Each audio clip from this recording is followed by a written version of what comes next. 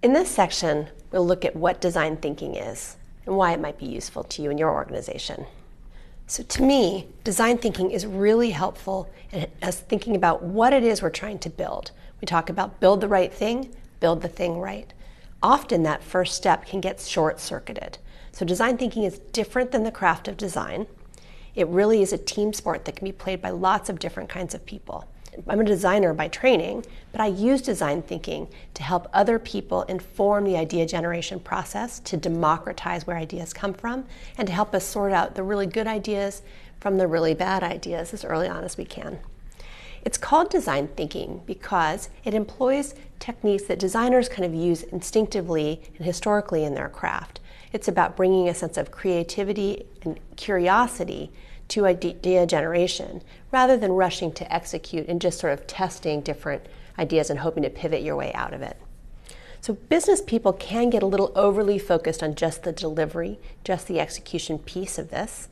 And so I find it useful to back them up and have them focus on the first step of build the right thing. Now, I once had a client who demanded that I footnote every single idea that I submitted, as though I was doing a research project on every single idea that I had. And it made me wonder if their mental model of creativity was really a perfectly executed Google search. And if that were true, then that would be how products are getting made. And that's not actually what makes a breakout product stand out in a marketplace. So design thinking is as much about innovation and idea generation as execution. We want to be careful in chasing just new ideas. This isn't about finding new ideas for new ideas' sake. This is about finding new solutions to actual real problems that those that you serve, your users, your audience, your customers, actually have. I really love a quote by Michael Bierut. He says, "Don't say design, say innovation. And when that innovation doesn't work, you better have some of that design stuff saved up." And so we're going to look at techniques for doing innovation that will yield good results when we decide to build the thing right. Sometimes you really do need to find a new way of operating. Now, I work within a 110-year-old public utility. We have a lot of history and a lot of culture, which is a great part of what I love about working there.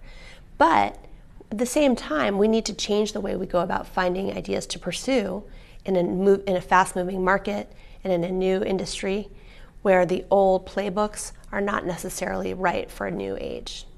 So I use design thinking with my design teams, but also with my non-designers, again, to figure out where might we go next? What ideas should we actually pursue?